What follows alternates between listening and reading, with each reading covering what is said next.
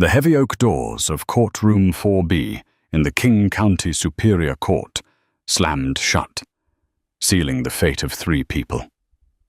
On one side stood Sarah Jenkins, 8 months pregnant, trembling in a faded maternity dress that had seen better days. On the other sat her husband, Tom, flanked by a high-priced legal shark. But the most dangerous person in the room wasn't the lawyer.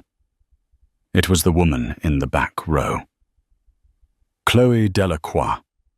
The mistress sat with a satisfied smirk painted on her red lips, checking her watch as if waiting for a show to begin. She thought she had won. She thought the DNA test sitting in the judge's sealed envelope would destroy Sarah forever. She was wrong. When Sarah hit the floor, the real trial was just beginning. The air conditioning in the Seattle courthouse was ostensibly working, but you wouldn't know it by looking at Sarah Jenkins. Beads of sweat had gathered along her hairline, matting her blonde bangs to her forehead. She shifted her weight from one swollen ankle to the other, her hands instinctively cradling the massive bump of her belly. 8 months. She was 8 months along, and instead of painting a nursery or folding tiny onesies, she was standing before Judge Arthur Patterson, fighting for her life. "Order!" Judge Patterson grumbled, his voice rough like gravel rolling in a cement mixer. He adjusted his spectacles, looking down from the bench with tired, cynical eyes. He had seen 1,000 divorces, 1,000 broken families, but something about the Jenkins case had the whole courthouse whispering. "Mrs. Jenkins," the judge said, his gaze softening slightly as it landed on her disheveled appearance. "Are you all right to proceed? You look pale." Sarah gripped the edge of the defendant's table, her knuckles turning white. I'm fine, Your Honor. Just ready to get this over with." Beside her, her court-appointed attorney, Maya Higgins, touched her elbow. Maya was young, barely out of law school, and looked almost as terrified as Sarah. "We can ask for a recess, Sarah. You don't have to do this right this second." "No," Sarah whispered harshly. "He's paying him by the hour." She nodded toward the opposing table.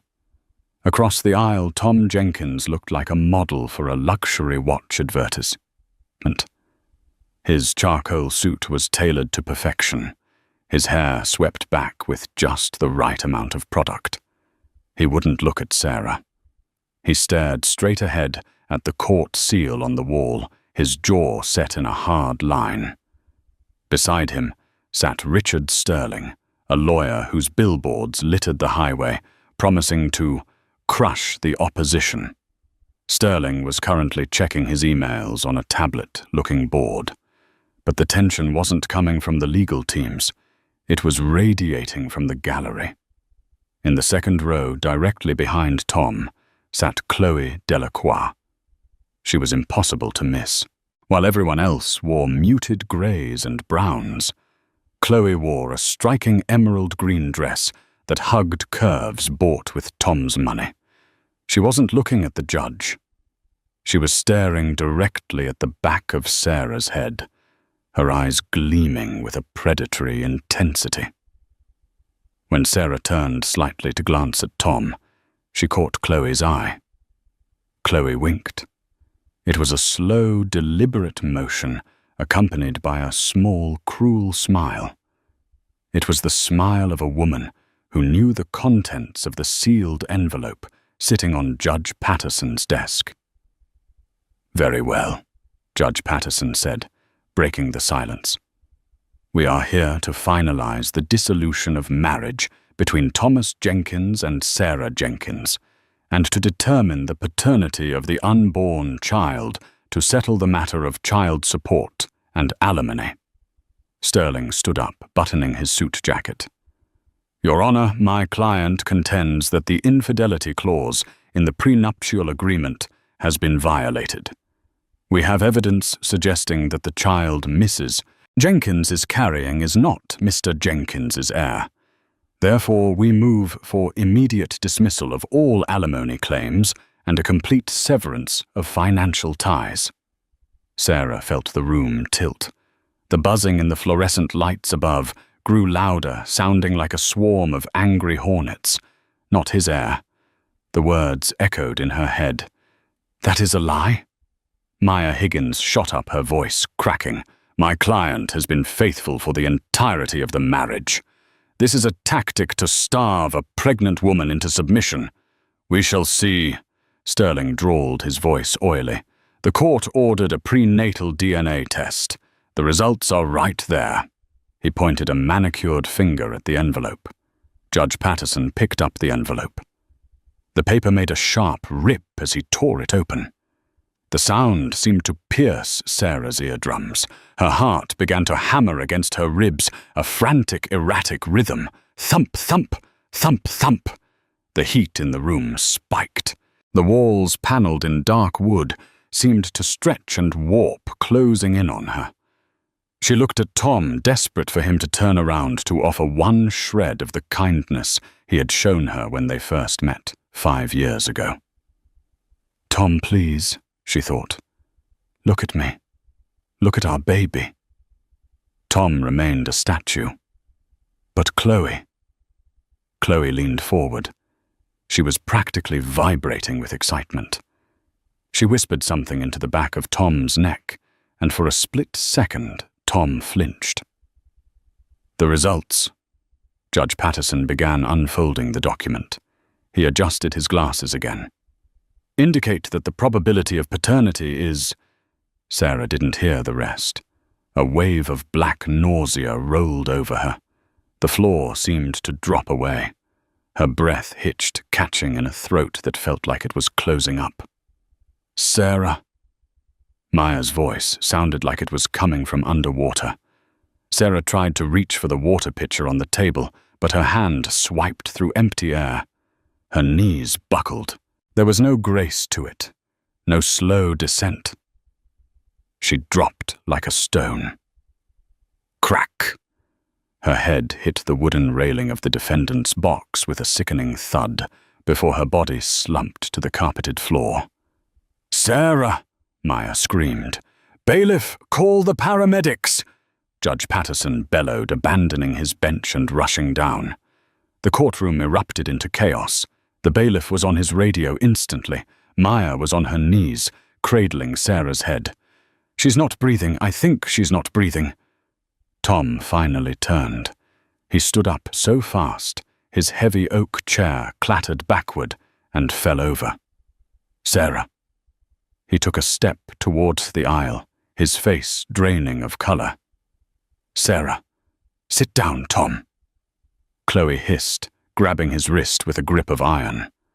Her voice was low, devoid of concern. "Don't you dare go over there. It's a trick. She's acting. Look at her. She's just trying to delay the ruling." Tom looked down at Chloe's hand on his wrist, then back at his wife, lying motionless on the floor, her pregnant belly rising like a tragic monument in the center of the room. "She's bleeding," Maya yelled, pointing to a dark stain spreading on the carpet beneath Sarah's leg. "Oh my God, the baby!" Tom ripped his arm away from Chloe. "Get off me!" He sprinted across the aisle, dropping to his knees beside Sarah. He grabbed her hand. It was cold. "Sarah, baby, wake up." Sarah. In the gallery, the onlookers gasped. But amidst the shouting, the radio chatter of the bailiff, and the sobs of the young lawyer, one sound cut through the noise if you were close enough to hear it. Chloe Delacroix sat back in her seat, crossed her legs and smoothed her dress.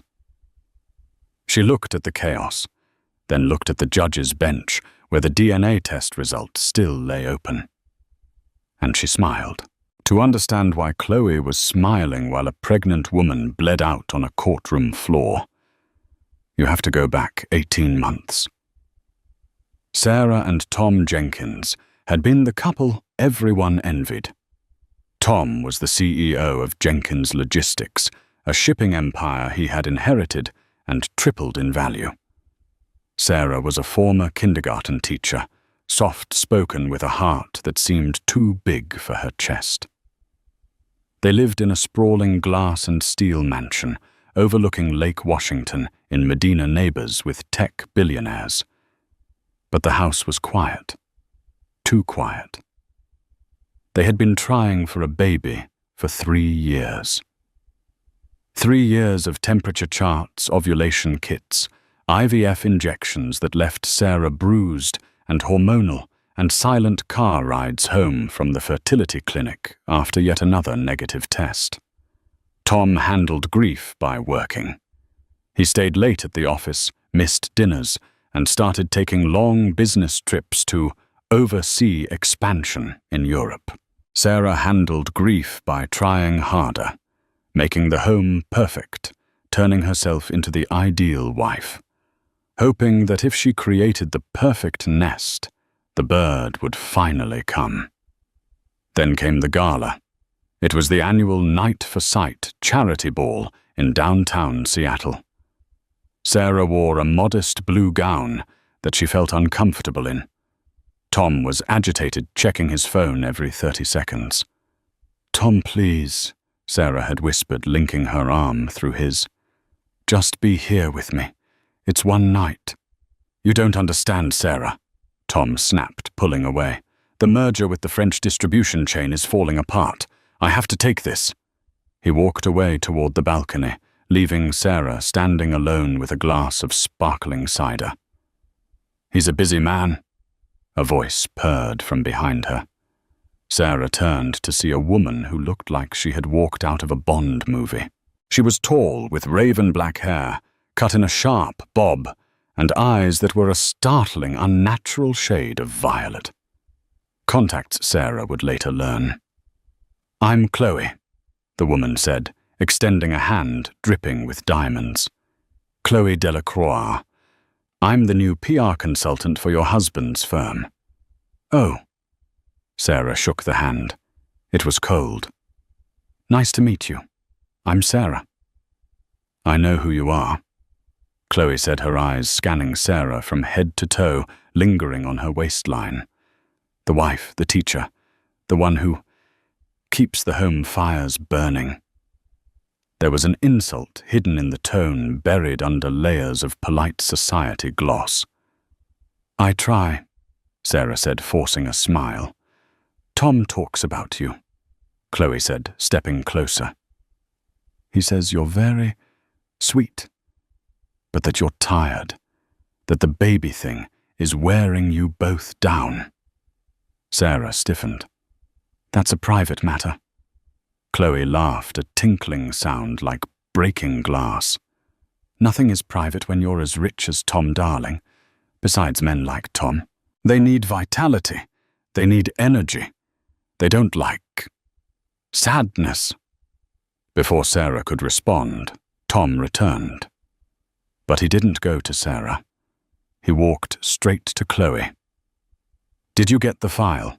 Tom asked Chloe, ignoring his wife completely. "Sent it to your private server." Chloe smiled, placing a hand familiarly on Tom's bicep. She squeezed. "You're welcome." Tom looked at Chloe with a mixture of hunger and relief, an expression Sarah hadn't seen directed at her in years. Over the next 6 months, Sarah became a ghost in her own marriage. Tom stopped coming home for dinner entirely. His shirts smelled of a perfume that was musky and expensive Chloe's scent. Credit card bills showed charges for hotels in Paris, Milan, and New York on dates when Tom was supposed to be at logistics conferences in Ohio. Sarah wasn't stupid. She knew, but she was paralyzed by fear. If she left him, where would she go? Her family was gone. She had no income, and she still loved him, or at least the memory of him. Then the miracle happened. It was a rainy Tuesday in November. Sarah felt nauseous over the smell of coffee. She took the test, her hands shaking so hard she almost dropped it. 2 pink lines. She sat on the bathroom floor and wept. It had happened naturally. No doctors, no needles. Just a miracle. She couldn't wait to tell Tom. This would fix everything. A baby was what he wanted. A baby would bring him back. She cooked his favorite meal, roast lamb with rosemary, and waited. 8:13 p.m. 9:10 pound at 11:30 and the front door opened. Tom stumbled in, smelling of scotch and that same musky perfume. "Tom!" Sarah ran to him, beaming. "I have news."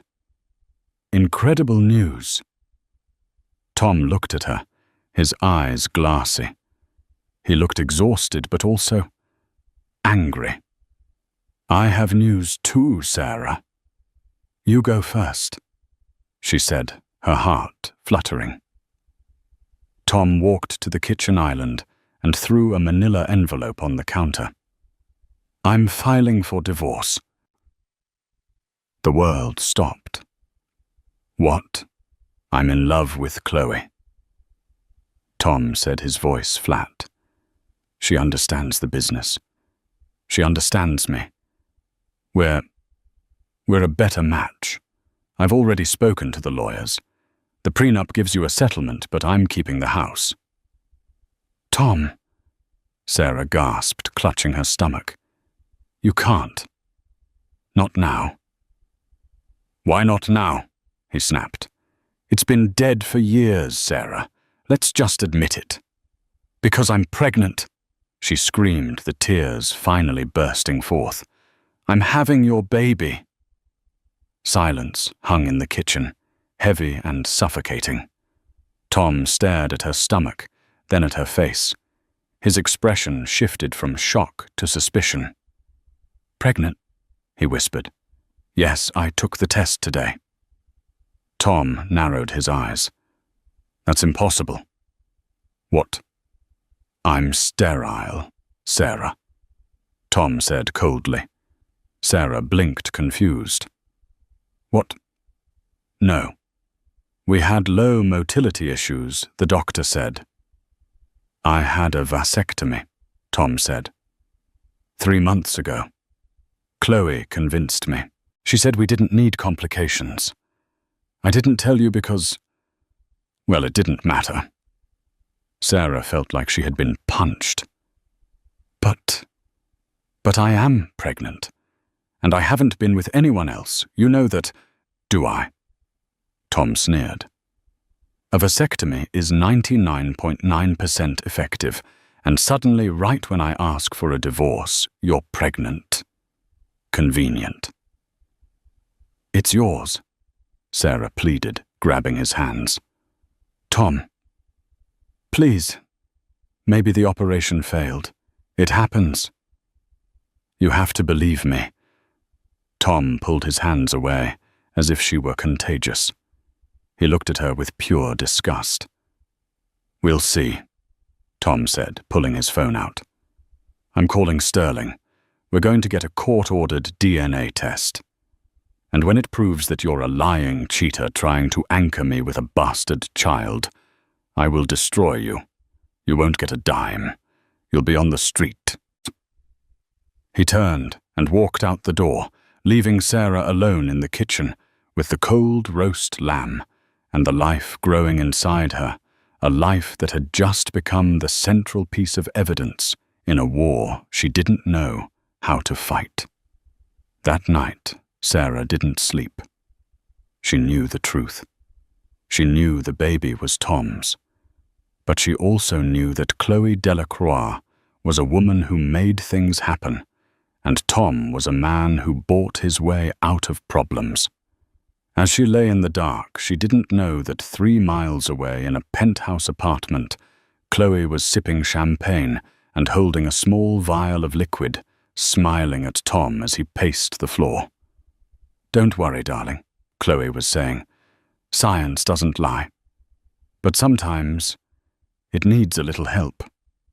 The hallway of Harborview Medical Center smelled of antiseptic and stale coffee, a scent that Tom Jenkins would associate with terror for the rest of his life.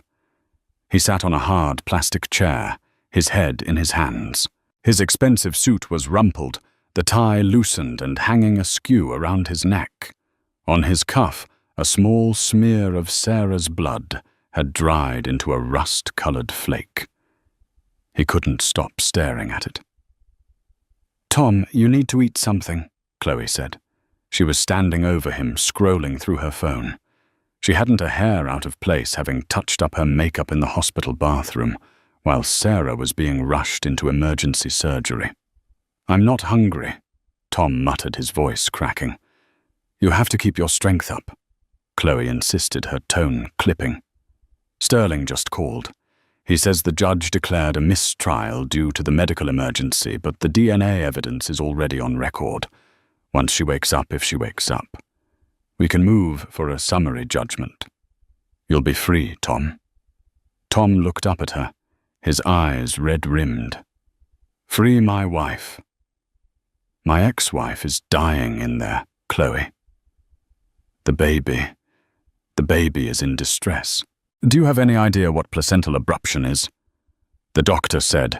Her blood pressure spiked so high, her body just quit. Chloe rolled her eyes, though she tried to hide it by checking her manicure. "It's tragic, Tom, truly. But don't let guilt cloud the facts. She tried to trap you. The stress is her own doing. If she hadn't lied about the baby being yours, none of this would be happening." "Are we sure?" Tom whispered. "Are we absolutely sure the test was right?" Chloe froze. She crouched down, bringing her face level with his. Her eyes were hard. "Tom, you had a vasectomy. The test confirmed swamp probability. Do the math. She slept with someone else. Probably some gym trainer or a desperate ex-boyfriend. She played you. She's playing you now by almost dying. Don't fall for it." Before Tom could respond, the double doors swung open. A surgeon in blue scrubs stepped out, pulling down his mask. He looked exhausted. Tom shot up. "Doctor, is she Mrs. Jenkins is stable," the surgeon said. Tom let out a breath he didn't know he was holding. "We had to perform an emergency C-section. She lost a lot of blood, and she's currently in a medically induced coma to let her body heal. But she will live." "And the baby?" Tom asked, his heart hammering. The doctor's expression softened. "It's a boy.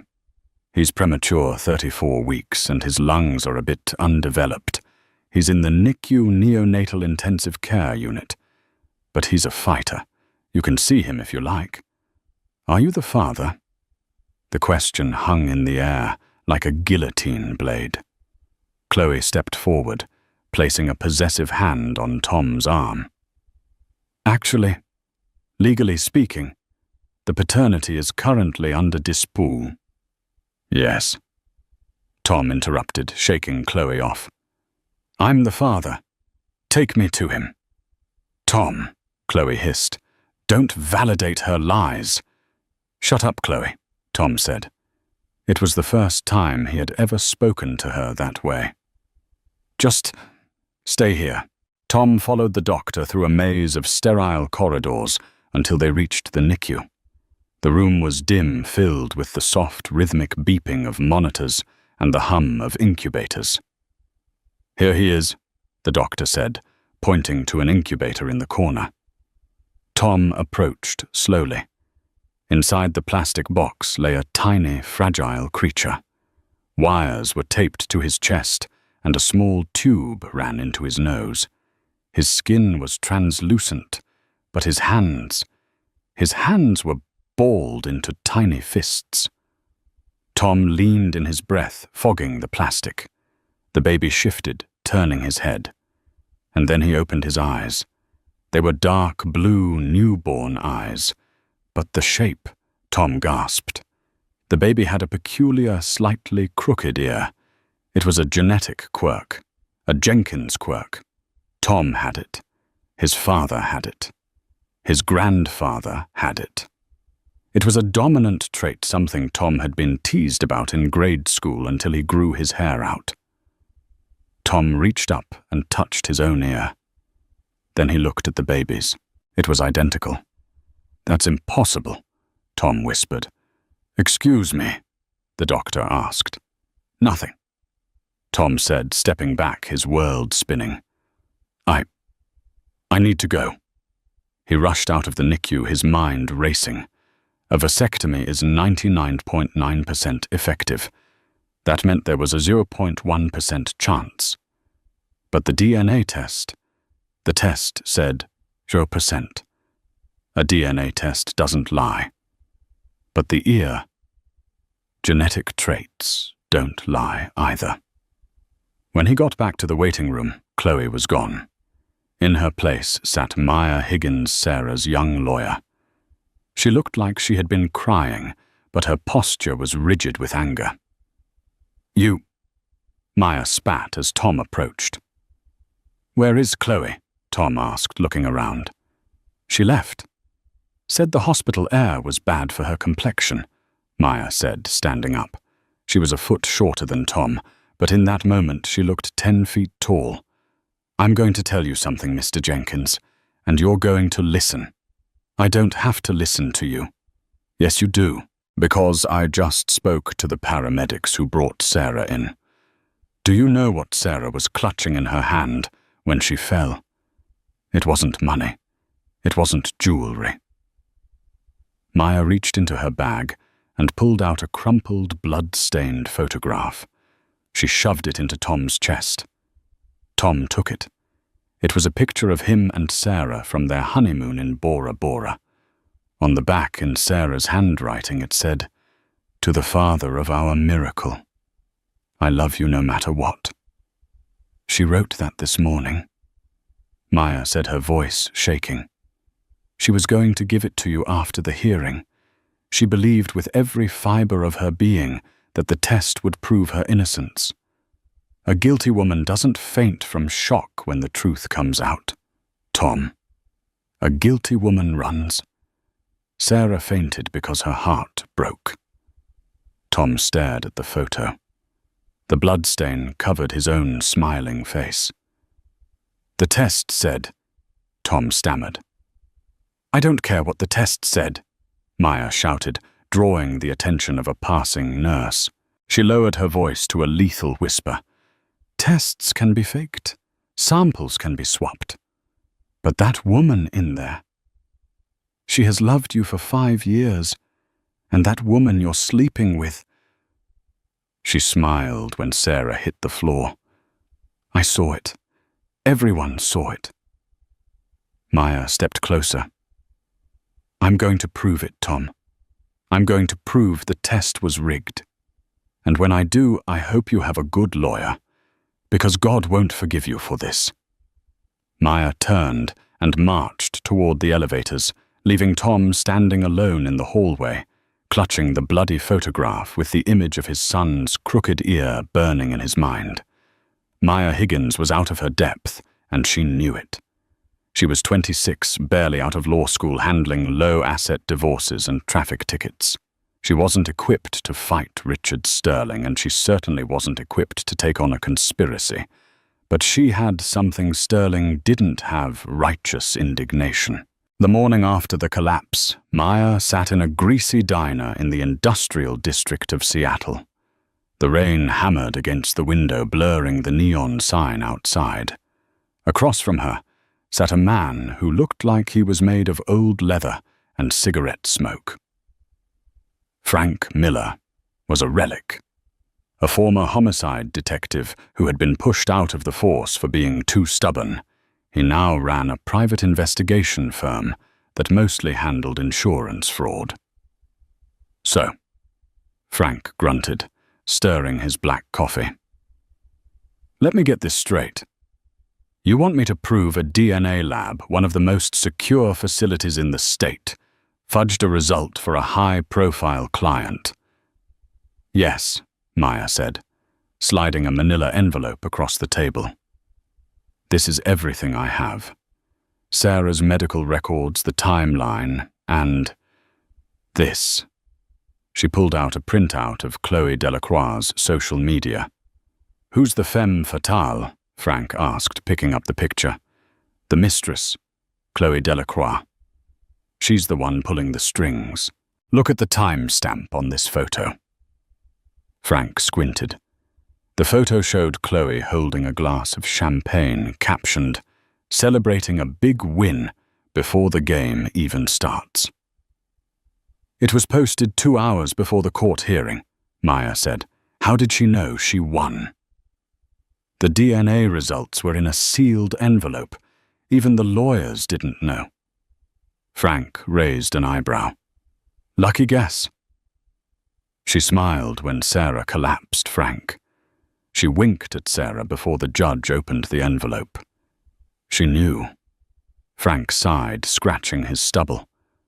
"Okay, it smells. But a smell isn't evidence. If I take this, I need a retainer. And I'm not cheap." "I don't have much," Maya said. She pulled out her checkbook. "But I have $5,000 is a savings. It's yours. Just find the truth." Frank looked at the check, then at the desperate determination in the young lawyer's eyes. He grunted, sliding the check back to her. "Keep your money, kid. If this guy really framed his pregnant wife, I'll take a cut of the settlement when we nail him. Expenses only for now." He grabbed his trench coat. "I'll start with the lab. Helix Diagnostics. I know a guy who used to work security there." 3 days passed. Sarah was still in a coma, her body fighting to recover from the trauma. The baby named Baby Boy Jenkins on his chart was gaining strength, though he remained in the incubator. Tom had practically moved into the hospital. He slept in the waiting room chair. He hadn't answered Chloe's calls in 48 hours. He visited the NICU every 3 hours, staring at the baby's ear, torturing himself with hope and doubt.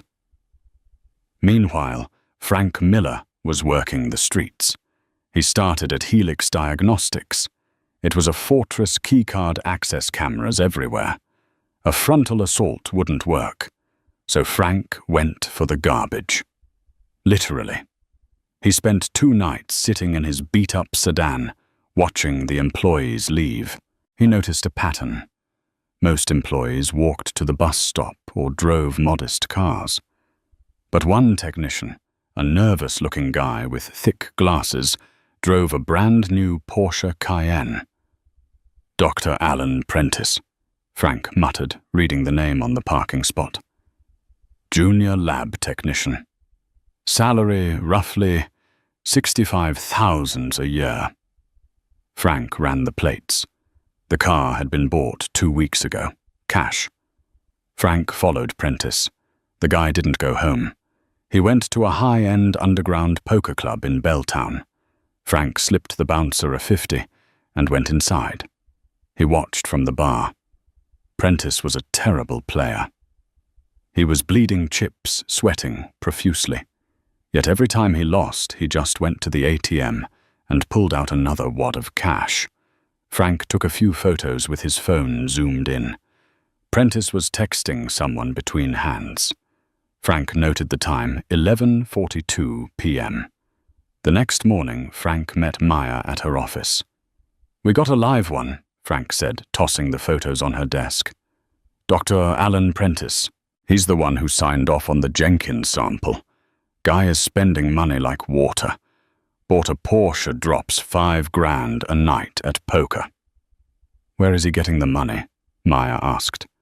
"That's the question. So I pulled his phone records. Don't ask me how." Frank tapped the paper. "Look at this number he texts constantly." Maya looked. It was a burner phone number. Untraceable.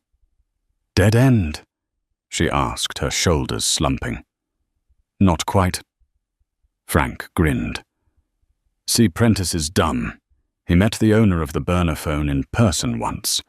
CCTV footage from a coffee shop near the lab dated 4 weeks ago. I called in a favor with the shop owner. Frank pulled out a USB drive and plugged it into Maya's laptop. He clicked a video file. Grainy black and white footage appeared. A man sat at a table Prentice. He was fidgeting. A few minutes later, a woman walked in. She was wearing oversized sunglasses and a scarf, but the emerald green coat was unmistakable. "Chloe," Maya breathed. On the screen, Chloe slid a thick white envelope across the table. Prentice took it, peeked inside, and nodded vigorously. Then he handed her something small, a vial. "What is that?" Maya squinted. "That," Frank said, pointing at the screen, "is a sterile collection tube. But here's the kicker. Prentice didn't swap the results in the computer. That leaves a digital footprint. He gave her a clean vial to fill with whatever DNA she wanted, and then he swapped the labels before it went into the machine." So the machine tested a different sample correctly, Maya realized. It tested not Tom. Exactly. But we need to prove it. We need the physical evidence, or a confession. How do we get a confession from a guy like that? Frank cracked his knuckles. Prentice is a gambler, right? And he's losing. He's desperate. We don't need the police. We just need to make him think his luck has run out. The plan was set for that night. But back at the hospital, the situation was deteriorating. Tom was in the NICU when his phone buzzed. It was Sterling, his lawyer. "Tom, where are you? We have a problem." "I'm at the hospital," Tom said wearily. "You need to leave, now. The press has caught wind of the coma. They're camping outside, and Tom, Chloe is giving an interview." "What?" Tom's blood ran cold. "She's on Channel 4 right now. Turn on the TV." Tom ran to the nurse's station and looked up at the mounted television. There was Chloe standing outside the courthouse, looking somber and tearful. A reporter held a microphone to her face. "It's just devastating," Chloe was saying, dabbing a dry eye. "Tom is a victim here. He was trapped in a loveless marriage by a woman who lied about everything. We have proof, scientific proof, that the child isn't his. And now she's using this medical drama to manipulate him again. We just want privacy to heal." "And the baby?" the reporter asked. Chloe's face hardened for a fraction of a second before returning to the mask of sympathy. "The baby is obviously innocent, but he is not a Jenkins. He is a reminder of the betrayal. Tom shouldn't be forced to pay for another man's child." Tom stared at the screen. The rage that had been simmering in his gut finally boiled over. She wasn't just attacking Sarah anymore. She was attacking the boy. His boy with the crooked ear. He pulled out his phone and dialed Chloe. "Tom." She answered on the first ring, her voice changing instantly from the TV persona to her usual purr. "Did you see me? I'm handling the narrative for us. Sterling said, 'Come to the hospital.'" Tom said, his voice deadly calm. Why it's depressing there. "Come to the hospital, Chloe, or I fire Sterling, cancel your contract with the firm, and tell the press about the offshore accounts you set up for the merger." There was a silence on the line. "I'll be there in 20 minutes, she snapped. Tom hung up. He did not know about Frank and Maya's investigation. He didn't have the proof yet. But he knew one thing. He needed to look Chloe in the eyes when he asked her about the DNA test one last time. But as Tom waited, the elevator doors opened, and it wasn't Chloe who walked out. It was Sarah's doctor, and he was running. "Mr. Jenkins," the doctor shouted. "It's Sarah. She's crashing. You need to come now." Tom sprinted down the hall, the image of the crooked ear and the bloody photograph swirling in his mind. He was about to lose the only person who had ever told him the truth. The sound of a flatline is not a continuous beep like in the movies. It is a piercing, monotonous shriek that seems to slice through the very fabric of the room, announcing that time has run out. When Tom burst into the ICU room, the scene was a blur of frantic motion. Nurses were swarming the bed. One was manually pumping a resuscitation bag over Sarah's face. Another was compressing her chest, the rhythmic thump-thump of force against fragile bone sickeningly loud in the small space. "Clear!" a doctor shouted. Tom was shoved against the wall by a nurse. "Stay back, sir." He watched paralyzed as Sarah's body jolted on the bed, her blonde hair fanning out like a halo around her pale, lifeless face. She looked so small, so impossibly young. This is my fault, the thought hammered into Tom's brain. I did this. I killed her. No pulse. Again charged to 200. The doctor commanded. "Sarah, please," Tom whispered, sliding down the wall until he hit the floor. He buried his face in his hands, the image of the bloody photograph burning behind his eyelids. "Don't go. You can't go, I haven't fixed it yet." Thump. Another shock. "We have a rhythm," a nurse called out. "Sinus tachycardia. BP is rising. She's back." The room collectively exhaled. The frenetic energy dissipated into a controlled urgency. The doctor turned to Tom, wiping sweat from his brow. "She threw a clot," the doctor said, his voice grave. "Pulmonary embolism.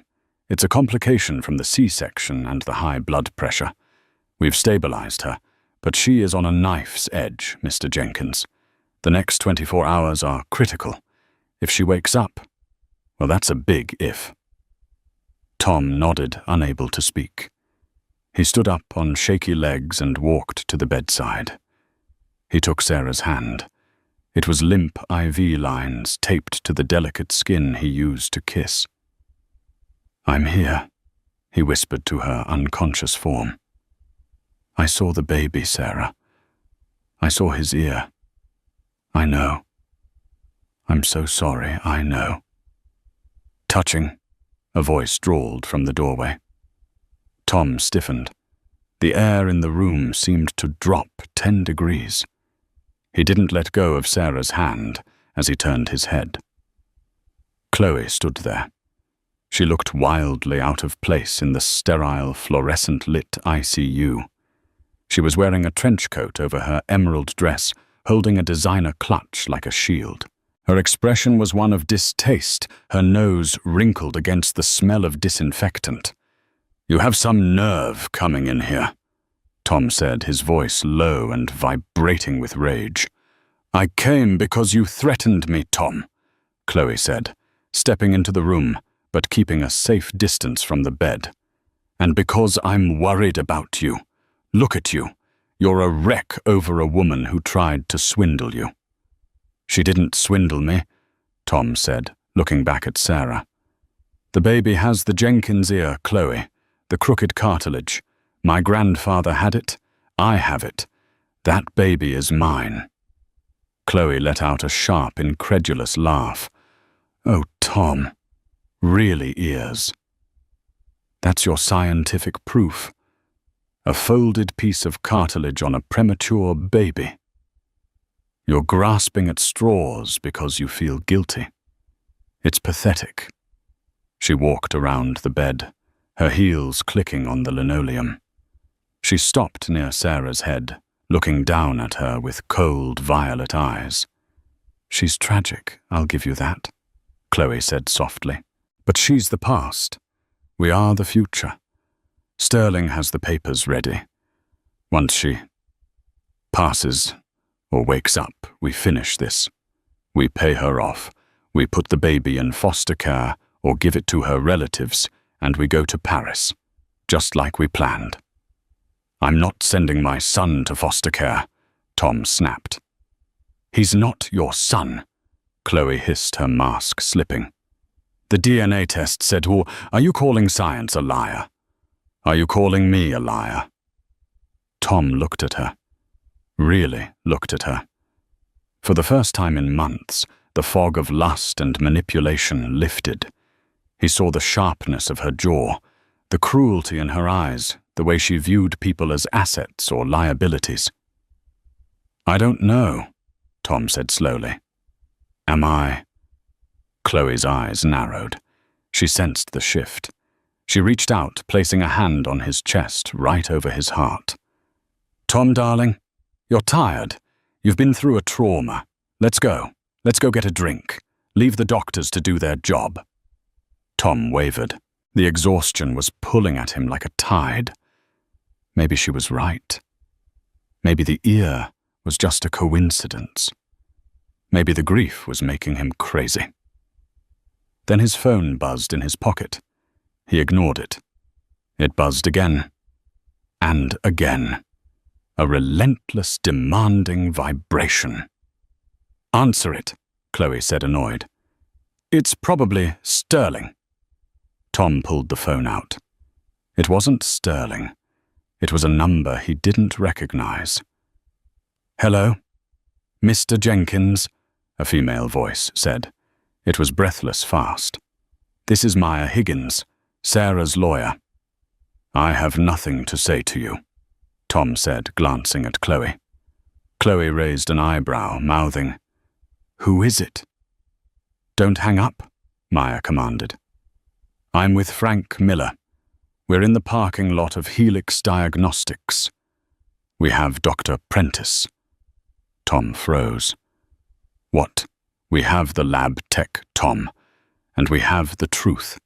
Do not let Chloe leave that hospital. Do not let her out of your sight. We are coming to you. What truth? Tom asked, his grip on the phone tightening so hard his knuckles turned white. The sample, Maya said, her voice trembling with the magnitude of what she had found. She didn't just fake the results, Tom. She stole a sample, put me on speaker. You need to hear this. Tom looked at Chloe. She was watching him closely, a flicker of unease crossing her face. Who is it, Tom? She asked again, her voice sharper. Tom lowered the phone. He looked at Sarah's still face, then at Chloe. It's the police, Tom lied. Chloe flinched. The police? Why? They want to ask about the timeline of the collapse, Tom said, improvising. They're on their way up. Chloe's face went pale. I can't be here for that. The press. I have to go. She turned to leave. Tom shot out a hand and grabbed her wrist. No, he said. You stay. While Sarah fought for her life, Frank Miller was sitting in the back seat of a Porsche Cayenne in a dark parking garage holding a tire iron. Dr. Alan Prentice. The lab tech had just slid into the driver's seat with his takeout sushi when he saw Frank's grim reflection in the rearview mirror. Drive and you die, Frank grunted. Prentice screamed, dropping his food. Before he could fumble for the door handle, Maya Higgins appeared at his window, her phone camera recording. Dr. Prentice, Maya said, her voice steel. We know about your gambling debts. We have security footage of Chloe Delacroix handing you an envelope of cash 3 days ago. Sarah Jenkins is dying. If she goes, you're looking at accessory to manslaughter. Prentice crumbled instantly. I didn't know she'd get hurt. It was just a divorce tactic. Did you fake the test? Frank barked, leaning forward. She gave me a sample. Prentice wept. She brought a vial of sterile DNA and paid me 20 grand to swap it with Mr. Jenkins' sample before the machine ran it. The machine didn't lie, the sample did. Where is the original sample? Maya demanded. Did you destroy it? No, I kept it in the cryo freezer, just in case I needed leverage. Get us into the lab, Maya ordered. Now. 20 minutes later, inside Helix Diagnostics, Prentice retrieved a frosted vial labeled T. Jenkins Original. Under Frank's watchful eye, he ran a rapid marker panel. The printer chugged. Prentice handed the paper to Maya, his hands shaking. Probability of paternity, 99.998%. It was him. Maya whispered, a sob catching in her throat. It was always him. She dialed Tom immediately. Tom, we ran the real sample. You are the father. Keep Chloe there. We're coming. Back at the hospital, Tom ended the call. His hand trembled, but his voice was deadly calm. The police are on their way, he lied to Chloe. Chloe's face went pale. I can't be here for that. The press. She turned to the door. Tom grabbed her wrist. You're staying. Let go of me, Chloe shrieked, struggling against his grip.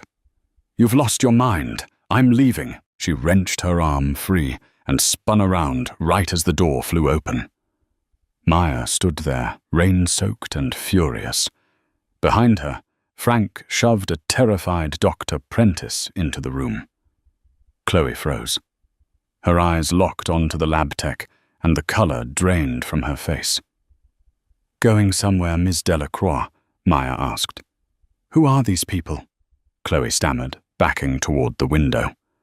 Tom, call security. Tell him Alan, Maya commanded. Prentice looked at the floor.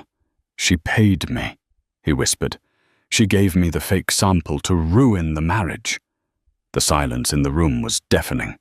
Tom looked at Chloe, waiting for a denial. Instead, Chloe's posture changed. The terrified victim act vanished.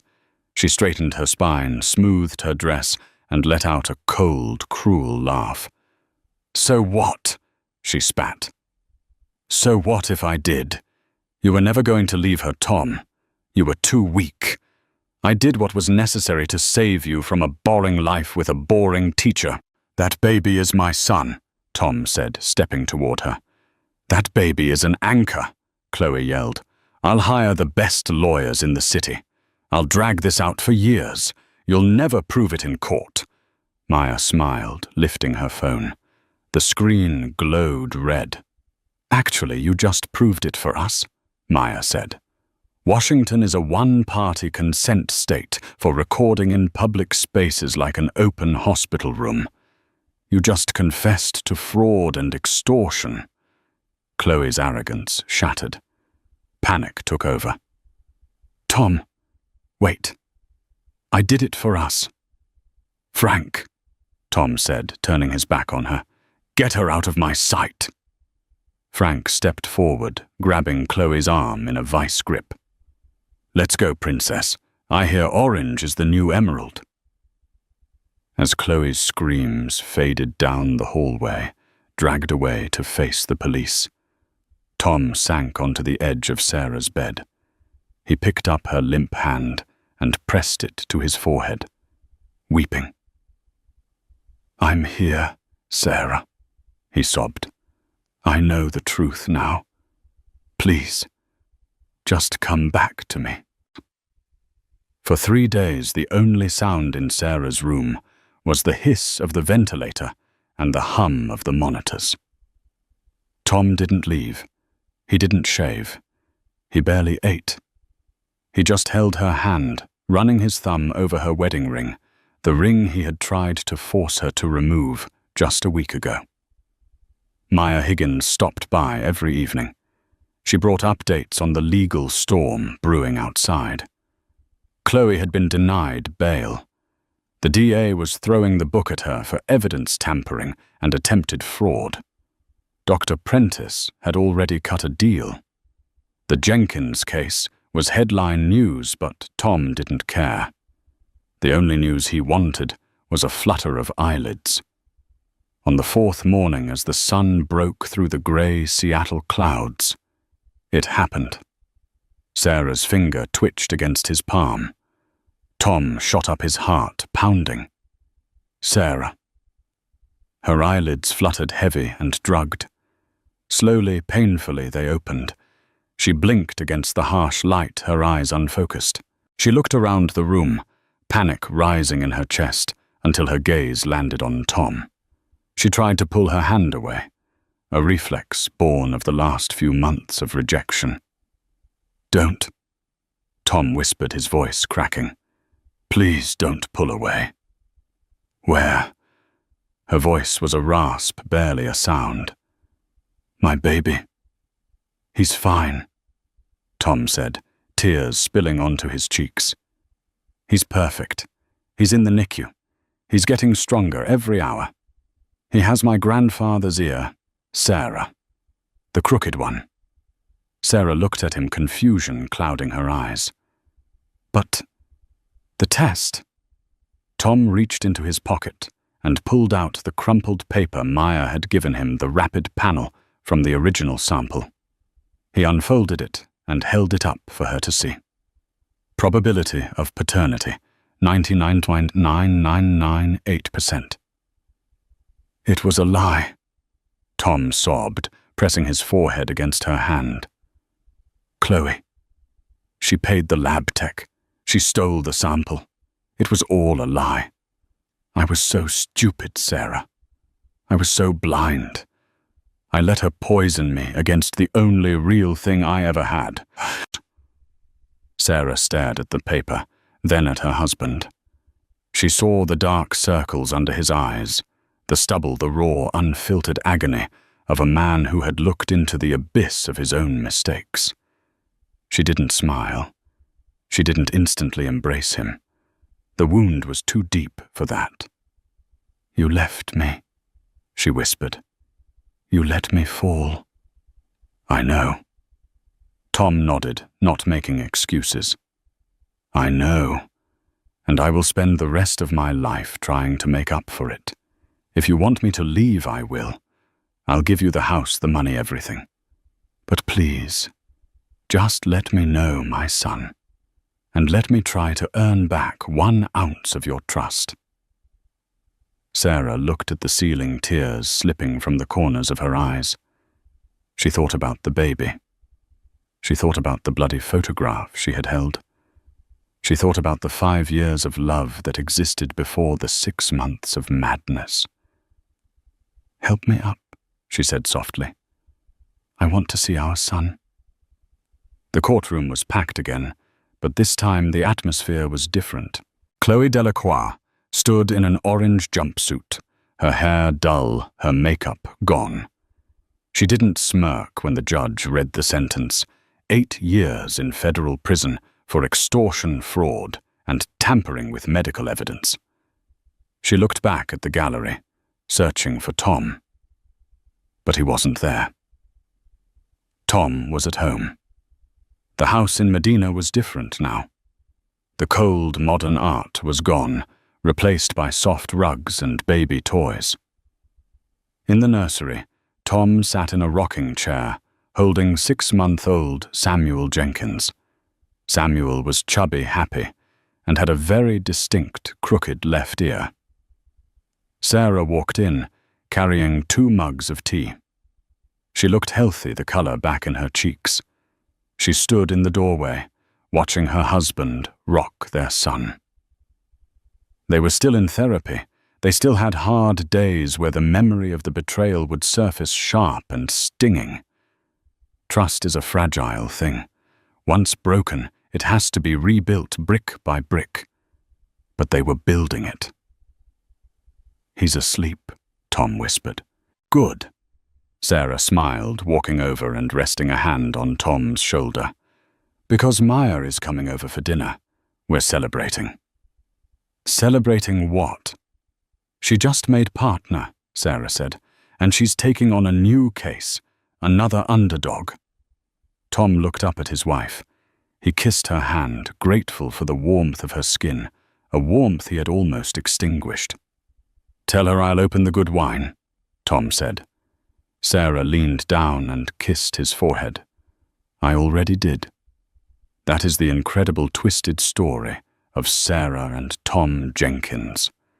It's a terrifying reminder that the truth often has to fight to be heard, and that sometimes the people closest to us are the ones wearing the best masks. Chloe thought she could buy her reality with money and manipulation, but she forgot one variable, the unbreakable bond of blood and the persistence of a lawyer who refused to give up. Sarah and Tom's journey to healing is far from over, but they have the one thing Chloe never did. Something real. What do you think? If you were Sarah, could you ever truly forgive Tom for what he did? Or is trusting a mistress over your pregnant wife an unforgivable sin, regardless of the DNA trickery? I want to hear your thoughts in the comments below. I read every single one.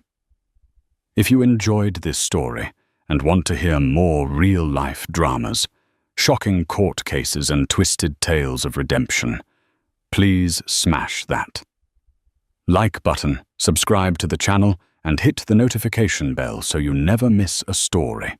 Thanks for watching, and remember, the truth always leaves a trail. See you in the next video.